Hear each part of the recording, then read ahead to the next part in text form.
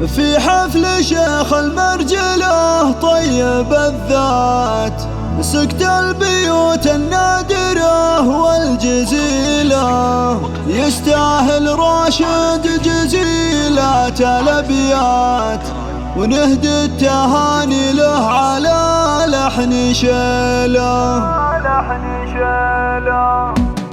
في حفل شيخ المرجلة طيب الذات، سكت البيوت النادرة والجزيلة، يستاهل راشد جزيلات الأبيات، ونهدي التهاني له على لحن شيله. مبروك يا راشد ونلت المسرات، والليلة عرسك يسوى مليون ليلة، جعلت سعد فالك على مر الأوقات، وسنين عمرك بالسعادة طويلة. يا شهمي اللي لك مواقف وفزعات، يا ابو الرجولة والعلوم الجزيلة، وابوك شيخ طال روس الطويلة، ابراهيم الهدوان راس القبيلة. هذا الدعجان اللي يسوق العطيات، يبشر بعزه كل شخص يجيله، عمامك رجال تفك الصعيبات، وخوالك اللي ترتكي للثقيله، واخوك فهد اللي بوقت المهمات يوقف ويعدل كل صعبه وميله، والنعم به راعي مواقف وطالات، كفو فهد حر مزاب